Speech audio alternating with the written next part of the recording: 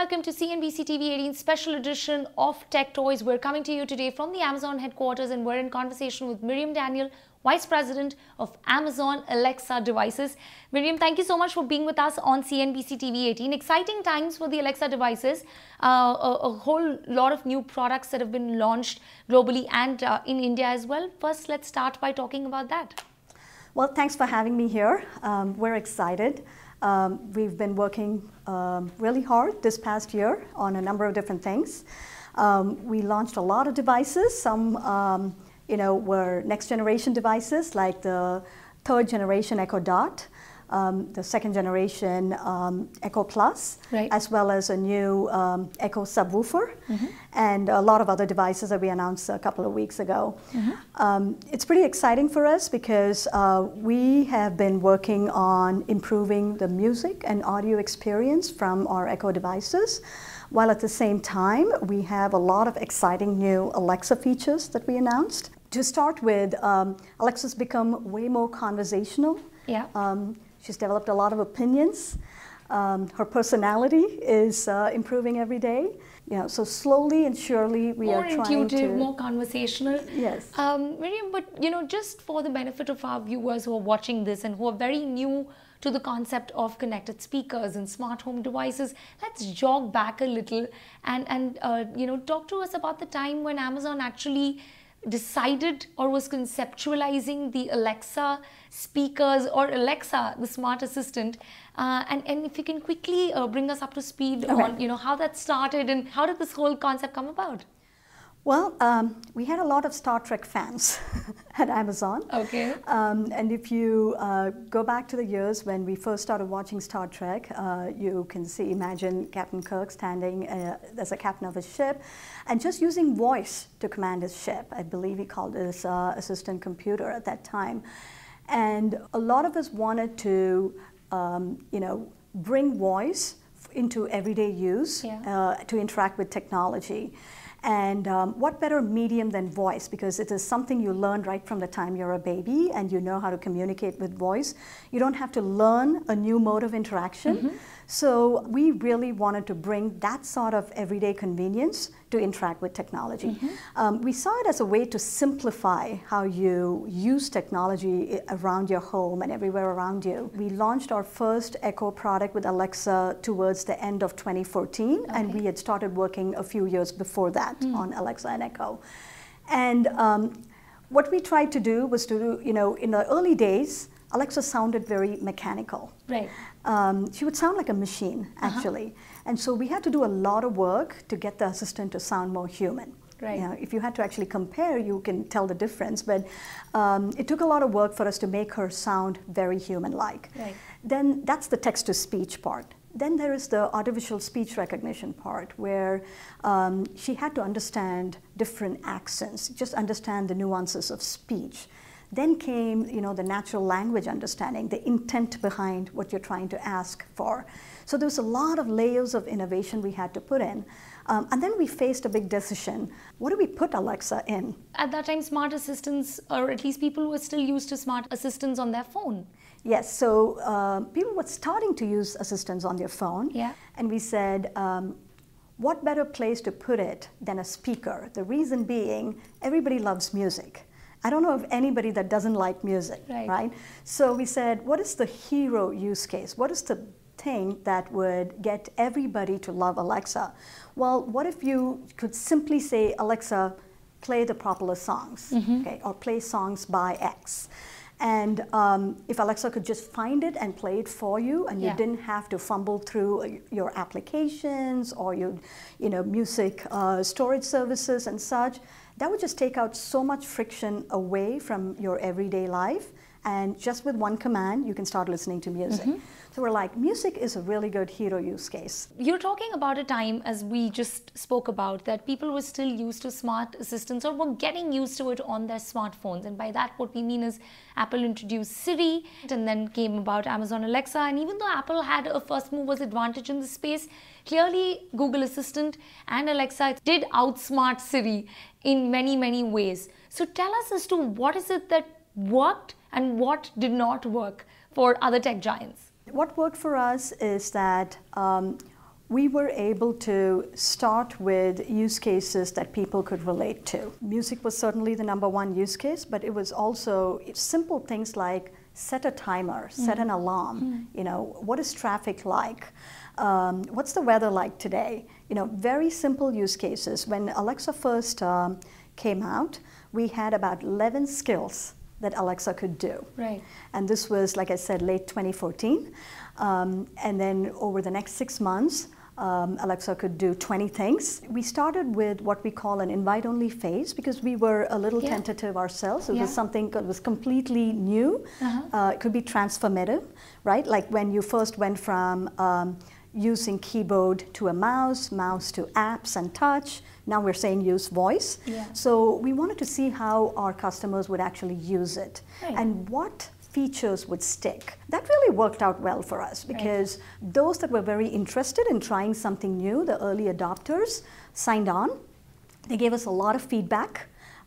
We were able to use their voice interactions to train Alexa to get smarter, to understand their utterances even better. And so over the course of, let's say, 6 or so months, we gained confidence that Alexa could handle most of the common everyday requests.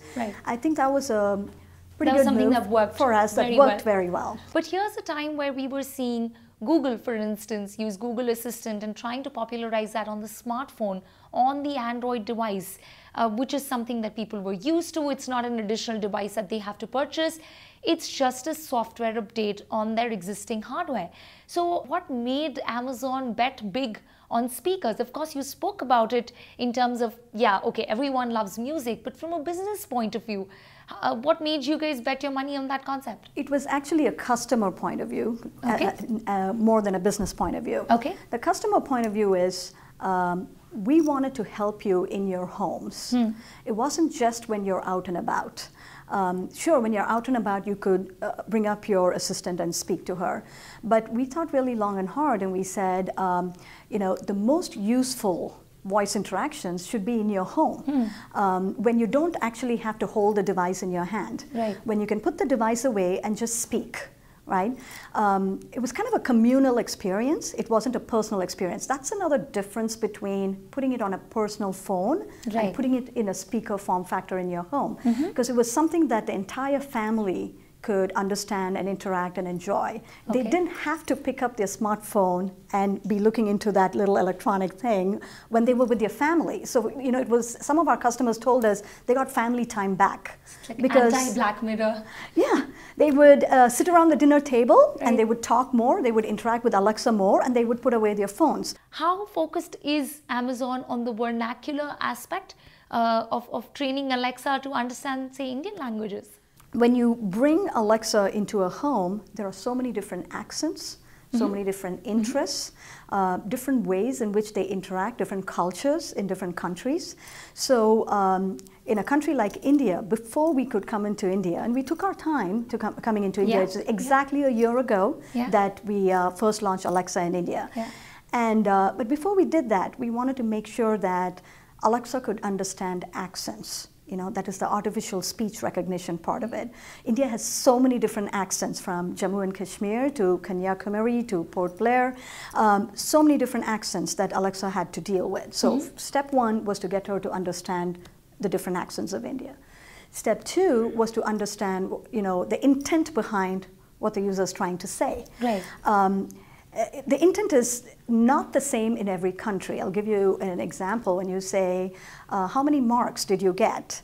You're probably referring to the score on a test, not to the marks on your car or the shoe or something like that.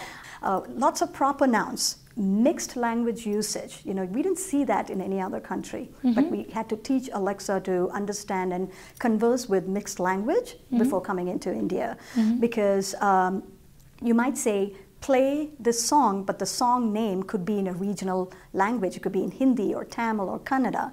And Alexa, you know, you can ask, is that a song? Is she speaking in English? Is she speaking in a regional language? So those were all, you know, things we had to teach Alexa to bring her into India. So we had to teach Alexa so many different ways of like India 101 for Alexa? Absolutely. And, you know, most importantly, we said, we cannot launch Alexa in India until she learns about Bollywood and cricket. So we had to teach her all those things to make her more suitable, more relevant to the Indian customer base. So probably India was like the litmus test for Alexa as to how intelligent Alexa can possibly be. India tested the limits of what we could do, what Alexa could do. But I also want to say, we did not anticipate everything. Yeah. We thought we did a lot, but in the last year, we have learned a lot as well. You know, we have about 19,000 skills that are specific to India right now, available in India. But if you think about what's trending, what's popular, there's skills on astrology, there's skills that are devotional, and then there's games that are very specific. There are, you know, about 300 kids-related skills with Amar Chitrakatha quizzes and things like that. They even say, you know, pretend to be a celebrity. And they expect to hear Alexa to speak dialogues by celebrities in India. We didn't anticipate that. So we had to immediately teach Alexa to do a lot of these things that we saw were trending. People were asking, Alexa is unable to answer, so we quickly spun up a team to cater to those requests as well. On that note, I'm going to slip into a quick break on CNBC-TV18's Tech Toys. And on the other side, we're going to talk about if smartphone is still going to be relevant in the coming future or not. Stay tuned for that conversation. Welcome back. We're in conversation with Miriam Daniel from the Amazon headquarters, and we're talking about the Alexa devices. On the other side, we were talking about the power of voice and what all Alexa had to go through before entering the India market. But we're seeing you go back to touch, especially with the new devices. So while we spoke about the power of voice and, you know, how effective it is and how, you know, people won't need to use a device that they physically have to touch and give instructions to. Talk to us about that. Certainly. So we started with a voice-first philosophy. Right. And we built devices that actually didn't have screens, didn't have the ability to have touch interaction. That in itself was a hard problem. We had to think about how much audio could the human brain process. Right. And then about a year or so after we first launched Alexa and the Echo, we realized that there were a lot of places where a screen could complement voice. Right, and I believe that, you know, I was reading another interview of yours that you actually started working on the screen version of an Alexa device in 2015. That's right. But you decided to put that on hold and not rush into it. We took our time. Okay. And that was because we wanted to, you know, nobody had mixed voice and visuals until then. It was a new mode of interaction. We had done it separately. The industry had done it separately. You have, you know, the ability to see something and touch it. Right. You had the ability to speak with voice. But when you bring voice and visuals together, we call it multimodal interaction. Things have to work differently. You know, the voice and the visuals have to kind of dance together. They have to complement each other. There's no point in showing you the same thing you're listening to. So the visuals on the screen have to be complementary. Right? They have to be timed right.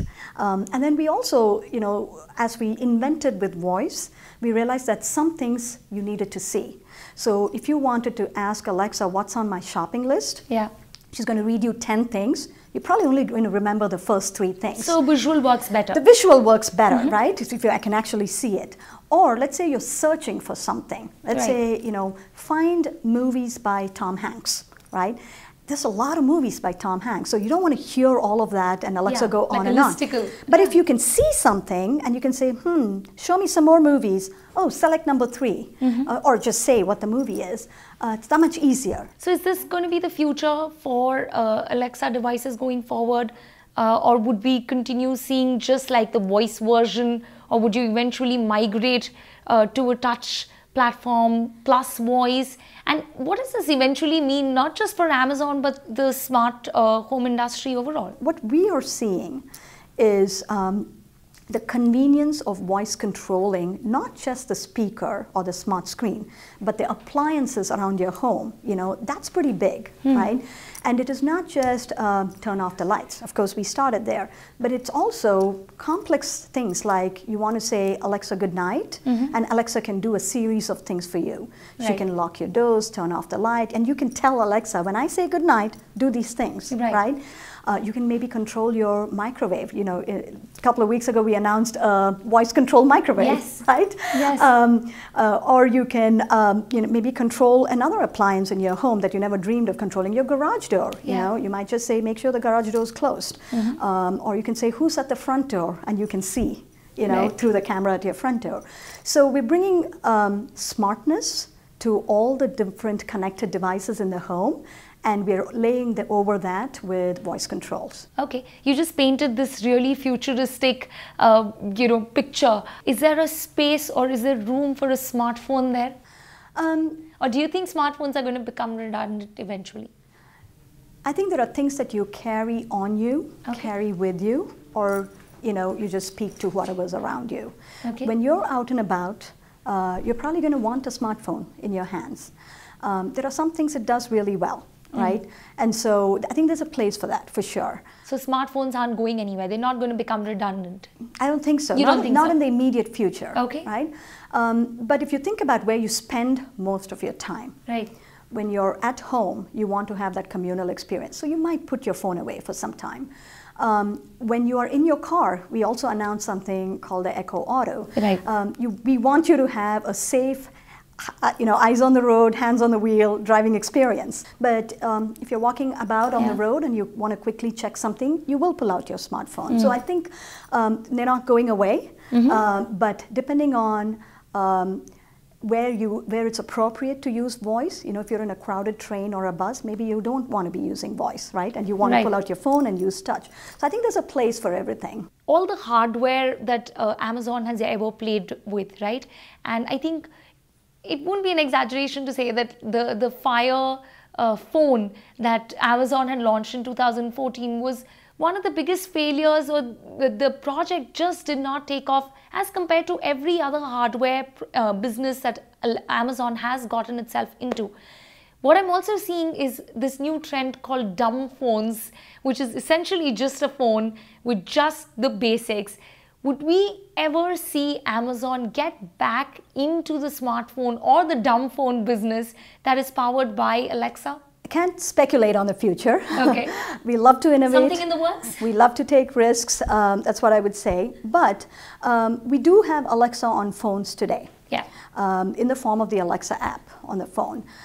So yes, you have your native assistants, and you also have Alexa on phones, and you can certainly, just voice interact with them. There might be a future when maybe people interact more by voice and less by touch, even with a phone, and then maybe they don't have to deal with a zillion apps on their phone, right? You just ask and it finds you whatever you are asking for, and it's transparent to you as to whether it got it from application A or application B. Yeah. So there might be a future like that we move to.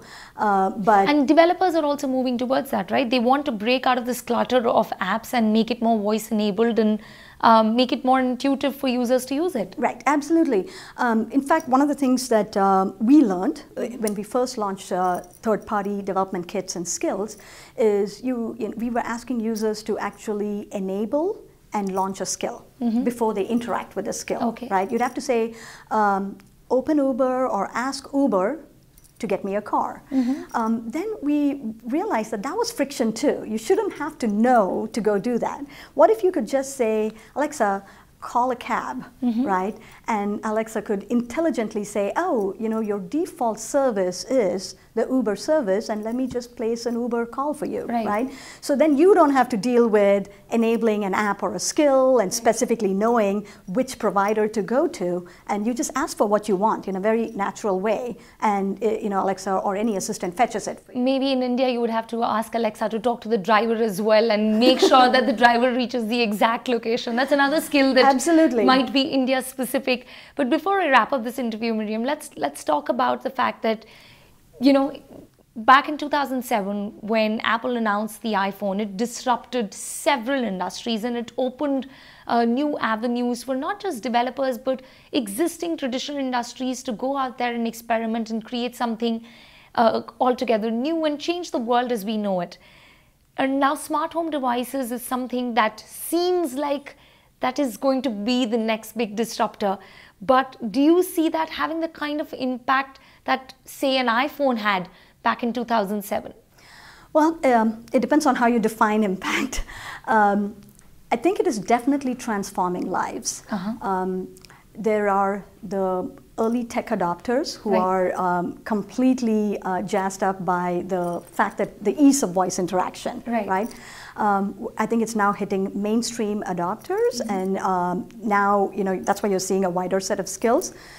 But I think what you will find is it's having a lot of impact on people in unimaginable ways. What really is fulfilling for me is one morning you might get an email from somebody that says, my child that was challenged with speech is now talking a lot to Alexa and is learning how to speak. We've heard from other people with other types of accessibility issues that say that it's opened a world of possibilities for them.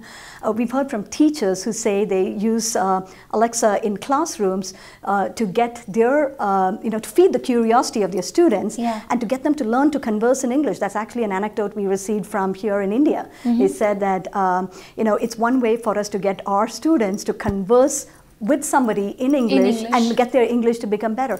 When you hear these anecdotes, it's so fulfilling. That makes my day. I mean, that's one of the reasons I walk into work, a lot of my colleagues walk into work, because there is definitely the transforming of the tech industry, but it's actually transforming lives as well. Excellent. On that note, we will have to wrap up this interview. Thank you so much for being with us on CNBC-TV18's Tech Toys and taking our time and talking to us. Thanks, it's been a pleasure. On that note, we will have to wrap up this special edition of CNBC-TV18's Tech Toys. You can tell me what you thought of the show by tweeting to me. My Twitter handle is @MeghaVishwanath. Till next time, thank you very much for watching.